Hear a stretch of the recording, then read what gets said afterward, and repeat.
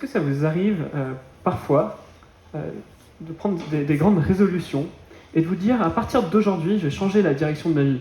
Je vais me réveiller 20 minutes plus tôt tous les matins, ou alors je vais prendre les devoirs que mes profs me donnent plus au sérieux, ou alors je vais faire en sorte de passer plus de temps de qualité avec ma famille, ou me débarrasser de cette addiction que je traîne depuis longtemps, ou alors faire en sorte de passer plus de temps dans la prière, en méditant des passages bibliques. Vous savez, on n'a pas besoin d'être chrétien pour se faire ce genre de réflexion. On se rend tous compte qu'il y a des choses dans nos vies qui ne sont pas ce qu'on voudrait qu'elles soient. Ou dans un langage plus chrétien, on se rend compte qu'il y a des choses dans notre vie qui sont contraires à ce que Dieu voudrait qu'elles soient. Et donc, on se rend compte qu'on a besoin d'être spirituellement guéri, spirituellement rétabli. En fait, on a envie que le péché qui est en nous, l'injustice qui est en nous, se soit remplacé par une communion avec Dieu. Et ce thème de la guérison spirituelle, du rétablissement spirituel, c'est le thème du livre d'Osée, qu'on va lire un petit peu ce matin, qui est un petit livre qui se trouve dans l'Ancien Testament, la première partie de la Bible. Et la dernière fois qu'on s'était intéressé à Osée, donc au début du mois d'août, on avait vu comment Dieu illustre sa relation avec son peuple Israël au travers de la vie familiale d'Osée. Dieu avait demandé à Osée, au chapitre 1, d'aller épouser une prostituée. Et cette illustration un peu choquante, elle sert d'illustration à la relation d'alliance entre Dieu et son peuple. Relation dans laquelle le peuple est le partenaire infidèle, qui préfère aller adorer des faux dieux plutôt que le vrai Dieu. Et donc dans ce mariage métaphorique, le peuple est métaphoriquement adultère. Et donc on a vu comment, au travers de l'illustration du mariage d'Osée, Dieu va annoncer à la fois le jugement sur le peuple comme conséquence de son péché, et aussi la promesse d'une grande restauration à venir, qui elle est la conséquence de la grâce de Dieu, et pas quelque chose que le peuple mérite. Et donc, en établissant ce schéma de jugement et de rétablissement dès le début du livre, on est censé comprendre que le grand thème du livre d'Osée, c'est la guérison spirituelle. Comment est-ce que des gens qui sont spirituellement blessés, ou même spirituellement morts, comment est-ce que ces gens qui vivent loin de Dieu, est-ce qu'ils peuvent revenir à Dieu ? Comment est-ce qu'ils peuvent être rétablis et connaître la communion avec Dieu ? Et c'est ce qu'on va voir maintenant dans le texte qu'on va lire. Donc Osée, chapitre 2, verset 4, à chapitre 3, verset 5. Osée 2, verset 4, chapitre 3, verset 5.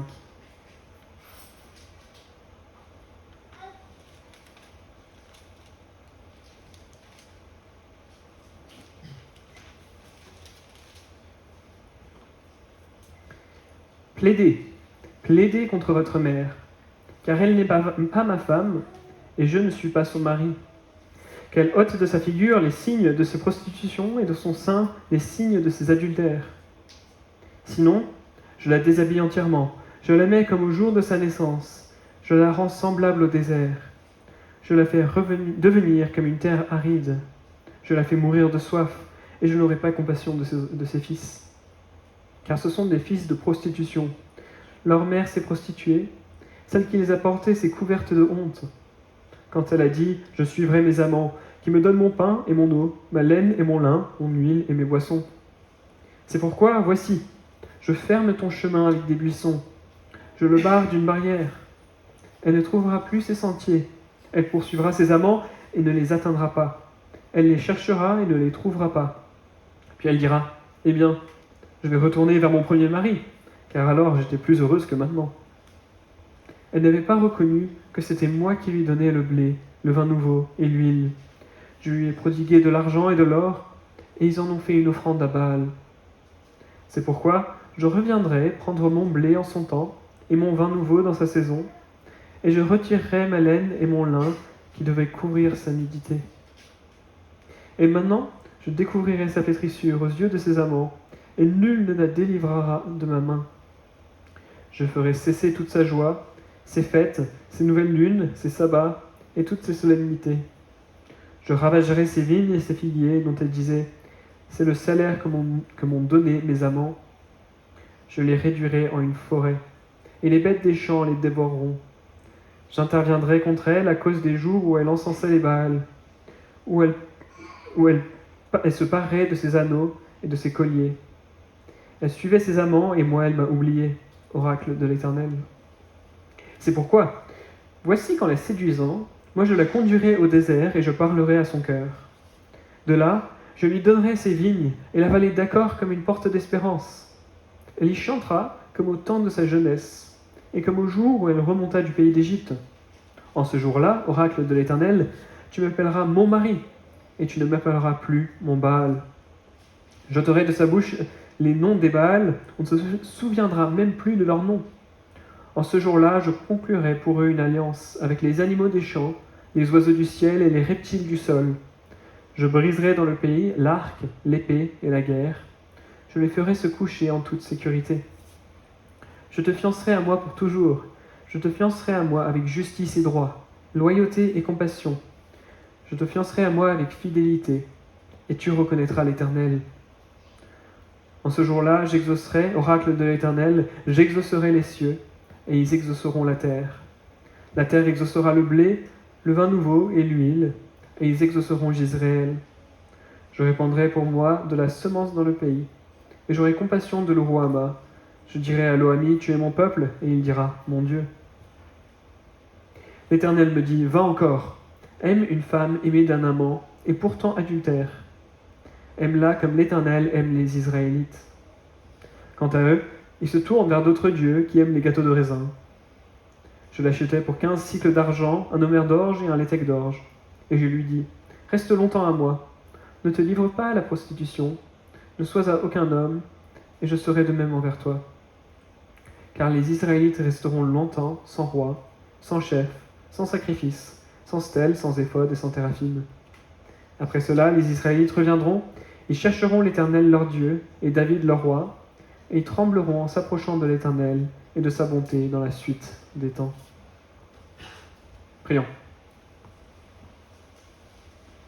Seigneur, merci pour ta parole. Merci puisqu'elle nous apporte la nourriture spirituelle dont nous avons besoin pour cette vie.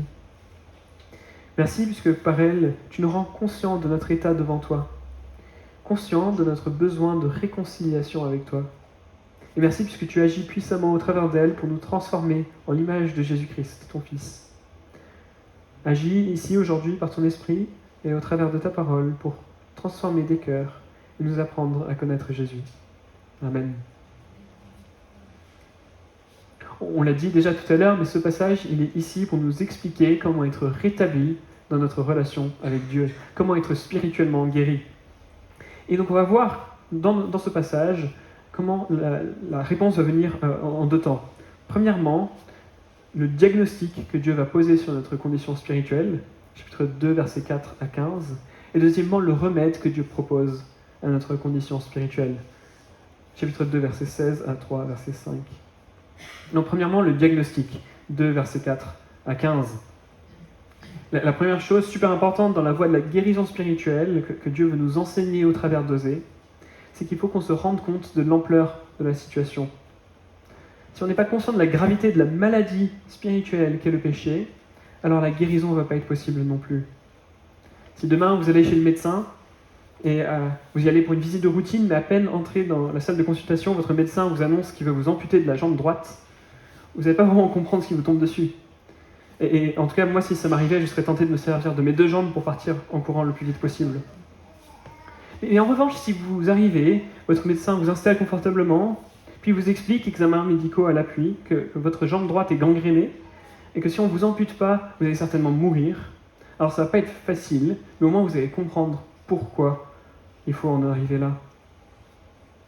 En comprenant le diagnostic, on comprend pourquoi le remède est nécessaire. Et donc la question devient, c'est quoi le diagnostic que Dieu pose sur notre condition spirituelle ? Comment est-ce que Dieu va décrire le péché ? Première chose, le péché pour Dieu, c'est l'adultère spirituel. Souvent, les meilleures illustrations qu'on peut donner dans une prédication, ce sont des choses qui sont réellement arrivées à la personne qui prêche. Et c'est exactement ce que Osée fait dans ce chapitre. En chapitre 1, on avait eu la description de sa vie, de son mariage avec Gomère, une prostituée qui lui était infidèle. Et maintenant, on assiste au chapitre 2 à sa prédication. Et en fait, il va se servir de ce qui lui est arrivé dans sa vie familiale pour illustrer sa prédication. L'illustration, c'est donc que le péché, c'est comme l'adultère, mais sur le plan spirituel. L'image qu'on nous donne, c'est celle d'une femme qui se prostitue au point où elle part même à la poursuite de ses amants, verset 7. Verset 18, on nous dit qu'Israël, qui est donc comparée à la femme d'Osée, verset 18, on nous dit qu'elle se prostitue en adorant des Baals, qui sont les faux dieux des peuples païens qui habitaient autour d'Israël. En fait, pour les Israélites, la religion, c'était une affaire très concrète, rattachée à leur vie de tous les jours. Ils adorent Baal dans l'espoir qu'en retour, Baal va leur donner ce dont ils ont besoin dans la vie quotidienne. Et de ce point de vue-là, c'est assez facile, en fait, de se dire qu'on n'est pas en train d'abandonner Dieu quand on pêche. On est plutôt en train d'aller chercher ailleurs ce qu'on pense qu'on ne trouvera pas en Dieu. Mais en fait, Osée, il nous aide à comprendre ici que chercher à compléter ailleurs qu'en Dieu ce que seul Dieu doit nous donner, c'est pas quelque chose d'anodin. C'est pas seulement rajouter quelque chose en plus. En fait, c'est plutôt comme si on était en train d'abandonner complètement Dieu. C'est commettre en fait l'adultère spirituel, c'est trahir Dieu en essayant de trouver ailleurs ce qu'on doit chercher en Dieu seul. Dieu est soit le Dieu tout-puissant, le Dieu de l'univers, qui est suffisant pour toute chose, ou alors il n'est pas Dieu du tout.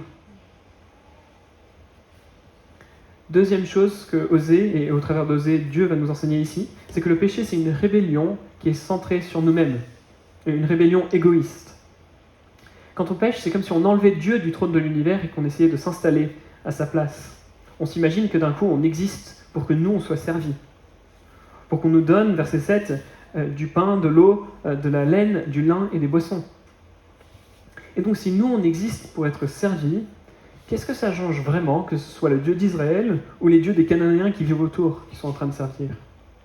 De toute façon, ça revient à peu près à la même chose. Nous, on vit bien notre vie.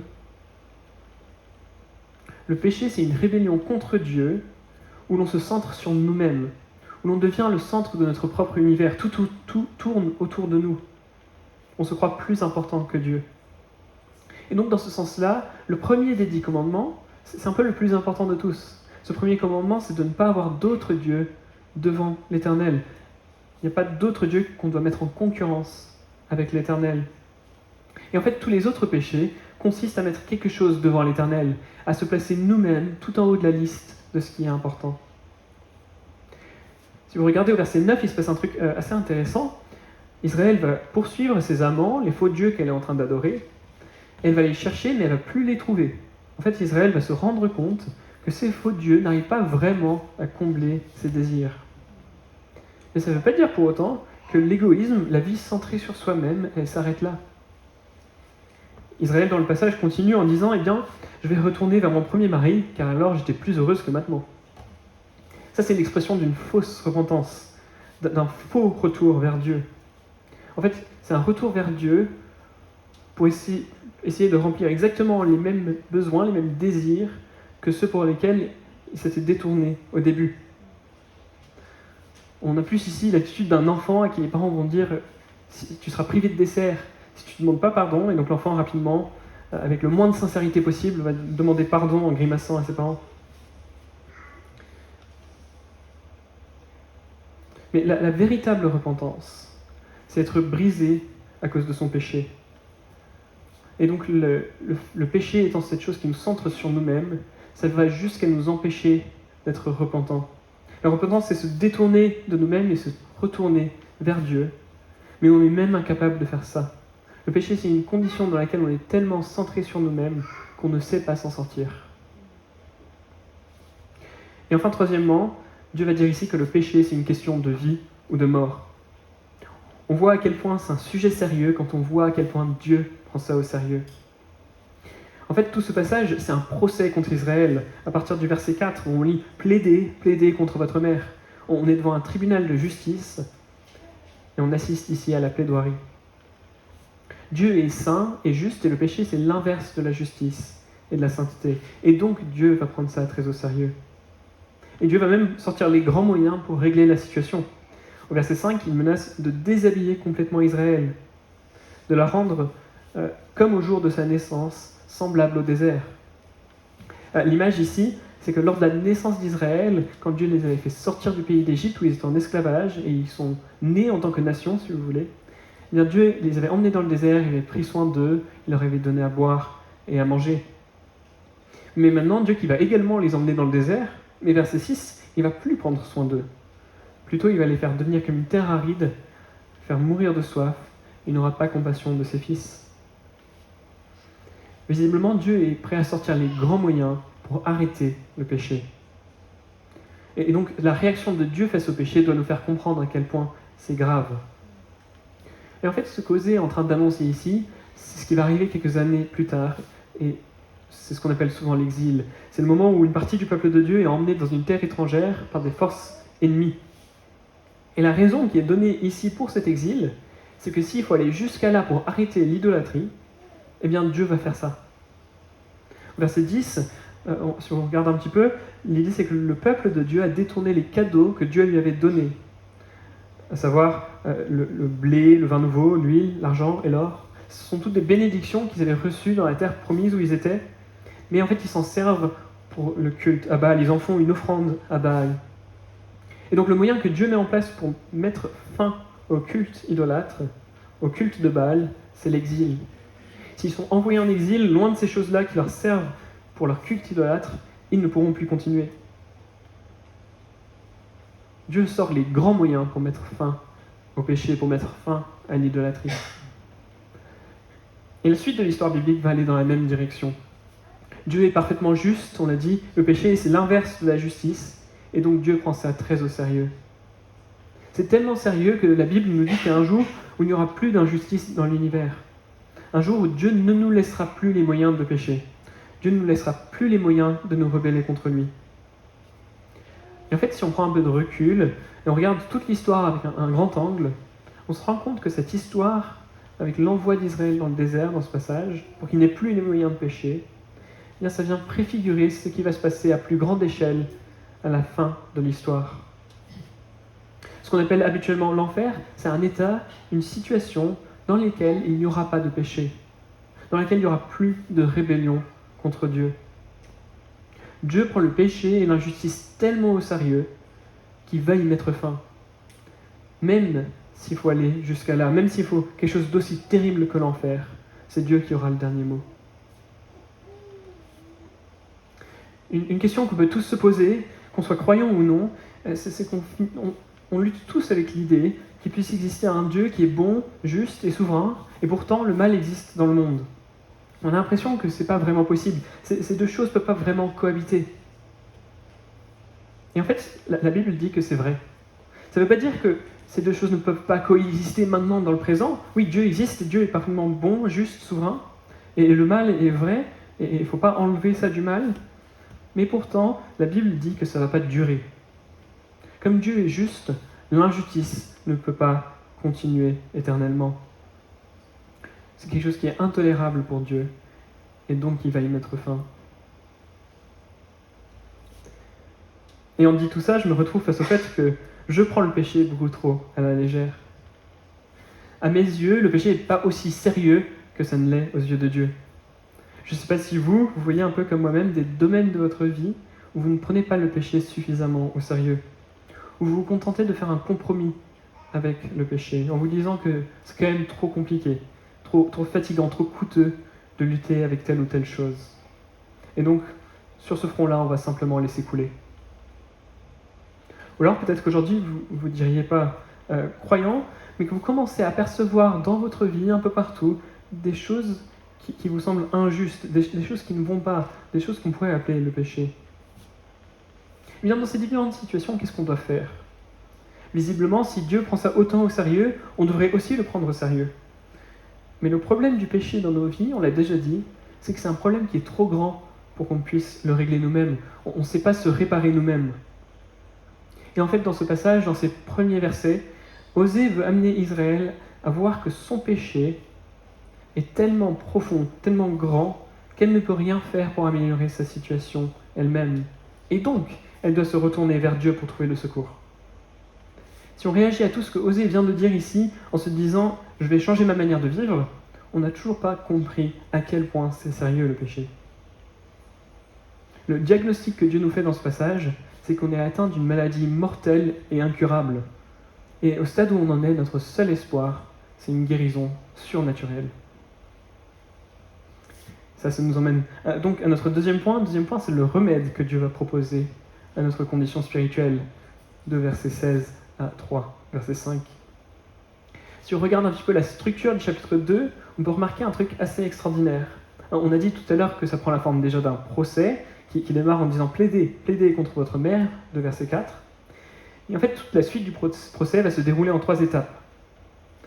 En 2 versets 6 et 7, les preuves de l'infidélité d'Israël sont apportées, et au verset 8 et 9, la sentence va tomber. Ensuite, verset 10, un deuxième jeu de preuves est apporté contre Israël, et dans les versets 11 à 15, la deuxième sentence va tomber. Puis enfin, dans la deuxième moitié du verset 15, le troisième jeu de preuves est mis sur la table, et au moment où s'attend à la troisième sentence, la pire de toutes, on voit en fait dans les versets 16 à 17, pas une condamnation, mais un acquittement, une guérison, une restauration. Le diagnostic, rappelez-vous, c'est qu'on est pécheur et qu'on ne peut pas se réparer nous-mêmes, mais à partir du verset 16, Dieu va décrire le remède surnaturel qu'il apporte au problème du péché. La grande clé de ce remède, c'est que c'est Dieu qui va agir. Si vous regardez les versets 16 et 17, vous verrez que tout tourne autour de ce que Dieu va faire. Dieu va séduire son peuple. Dieu va le conduire dans le désert. Dieu va parler à son cœur. Dieu va lui donner des vignes. Ça fait contraste, n'est-ce pas, avec la première moitié du chapitre 2, où on nous a longuement décrit ce que le peuple a fait de mal, et comment ça entraîne la condamnation. Maintenant, on nous décrit ce que Dieu va faire, et comment ça va apporter l'acquittement. Rappelez-vous comment Osée compare, depuis le début du livre, la relation d'alliance entre Dieu et son peuple à un mariage. Bien ici, dans ce verset 16, la métaphore va revenir. On nous dit que Dieu va aller séduire son peuple. C'est du langage romantique. L'idée ici, c'est qu'on nous rappelle encore une fois l'idée du désert, mais d'une manière différente que tout à l'heure.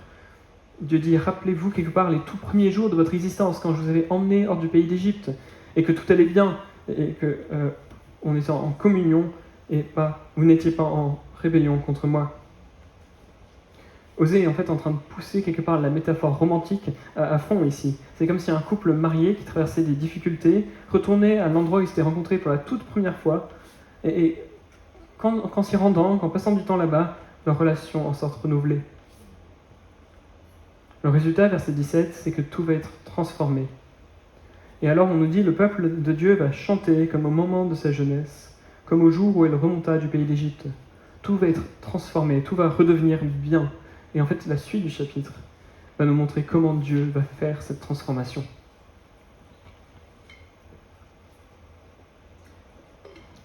Donc, premièrement, Dieu va agir pour que son peuple soit transformé, pour que le peuple soit transformé. Dieu va produire une transformation profonde pour que le peuple ne pêche plus. On ne parle plus maintenant de ce qu'on a dit tout à l'heure, où Dieu simplement empêchait quasiment physiquement le peuple d'avoir les moyens de pécher. Maintenant, on se focalise sur le fait que Dieu va transformer positivement le cœur de son peuple. Et le peuple va devenir fidèle à Dieu. Au verset 19, on lit que Dieu va retirer de leur bouche les noms des Baals, des faux dieux. Peut-être dans certaines traductions, vous avez le mot maître, mais en fait, le mot qui est derrière ça, c'est bien Baal. Cette transformation en profondeur du peuple de Dieu, c'est un changement complet. Dieu va simplement empêcher les gens de pécher, et il va transformer leur cœur pour qu'ils ne veuillent même plus pécher. Un jour, ce sera parfaitement le cas, et nous tous qui plaçons notre confiance en Jésus, on n'aura plus aucun désir de pécher. Et pourtant, on doit se rendre compte que ce n'est pas quelque chose qui se trouve purement dans le futur. Au verset 18, on lit que ces choses vont se produire en ce jour-là. Et ça, c'est une expression qu'on trouve dans les livres prophétiques de l'Ancien Testament pour désigner le moment où Dieu va intervenir de manière décisive dans l'histoire. Et cette intervention décisive de Dieu dans l'histoire, elle a eu lieu avec la venue, la mort et la résurrection de Jésus. Et donc cette transformation profonde de nos désirs, ce n'est pas quelque chose qu'on attend simplement pour le futur lointain, c'est quelque chose qui, dans la vie présente de toutes les personnes qui placent leur confiance en Jésus, c'est quelque chose qui a déjà commencé, quelque chose qui continue encore et qui un jour sera complet. Personne ici n'est parfait, très très loin de là, mais quand une personne vient à Jésus-Christ, quelque chose change. À cause de l'œuvre du Saint-Esprit en nous, on peut maintenant nous détourner du péché d'une manière qui était impossible auparavant. Deuxième chose, Dieu va agir pour transformer sa relation avec son peuple. Verset 21, Dieu promet de se fiancer à toujours avec son peuple. Ce sont des fiançailles qui sont marquées, versets 21 et 22, par la justice, le droit, la loyauté, la compassion. La relation entre Dieu et son peuple est totalement transformée et renouvelée.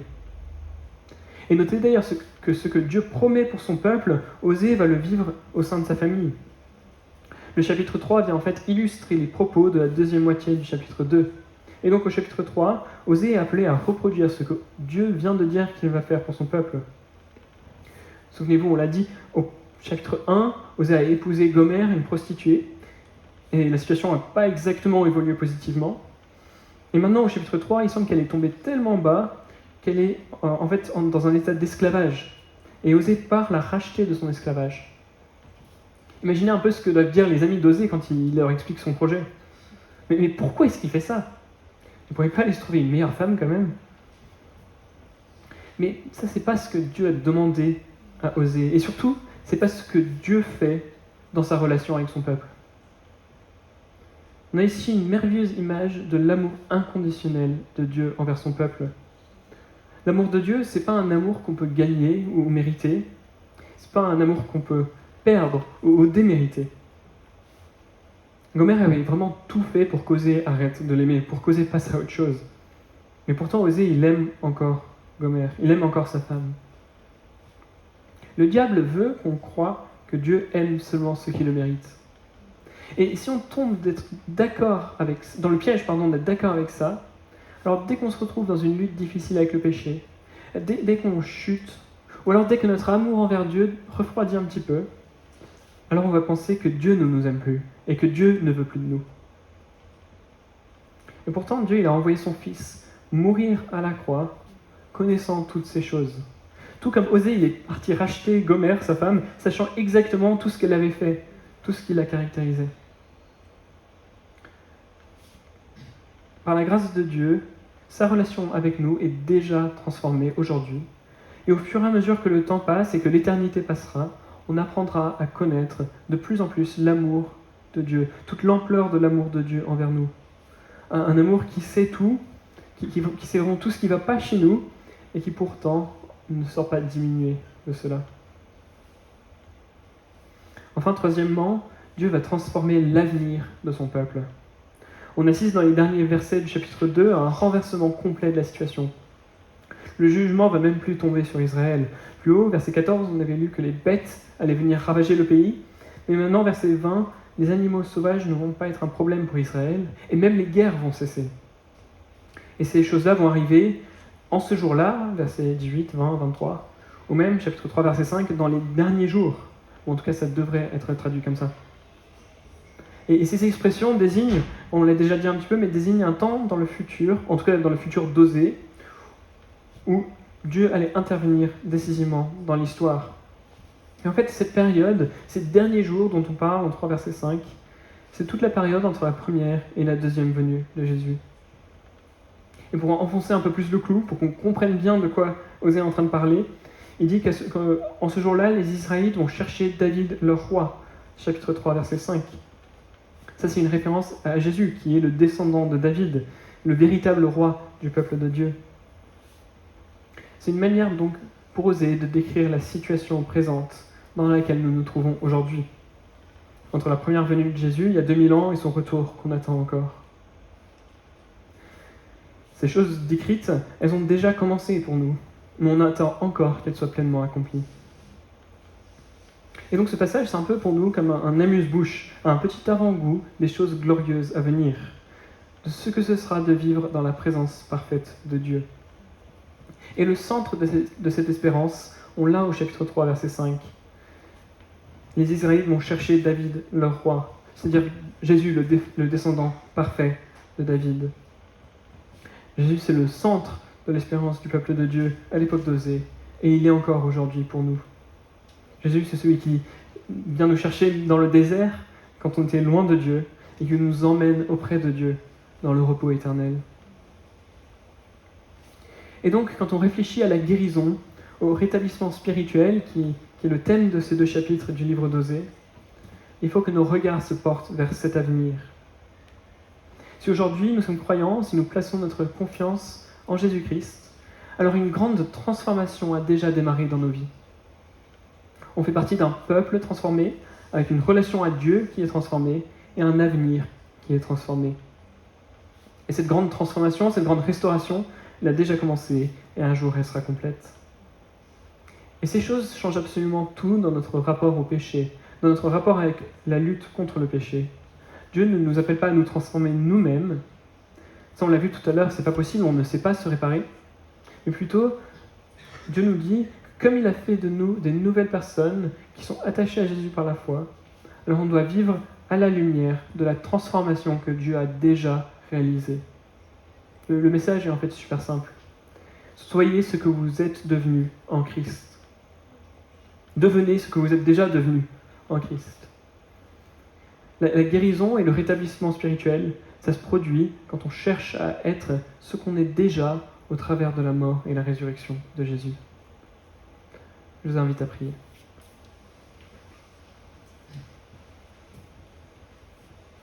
Seigneur, tu es le Dieu 3 fois saint, infiniment glorieux, parfaitement juste. Devant toi et dans ta présence, on ne peut que reprendre à notre compte les mots du prophète Ésaïe. Ésaïe qui dit « Malheur à nous, nous sommes perdus, car nous sommes des hommes et des femmes aux lèvres impures. Nous habitons au milieu d'un peuple dont les lèvres sont impures. Et nos yeux ont vu le roi, l'Éternel des armées. » Mais Seigneur, nous entendons également le message que tu as transmis à Ésaïe. Et tu lui as dit « Ta faute est enlevée, et ton péché est expié. » Merci Seigneur pour l'œuvre de Jésus-Christ à la croix, qui nous a racheté à un grand prix. Nous sommes en fait comme Gomère, l'épouse infidèle, tombée dans l'esclavage, loin de toi. Mais Seigneur, ton amour envers nous n'est pas fonction de notre état. Tu nous as aimés alors que nous te rejetions et nous ne voulions pas de toi.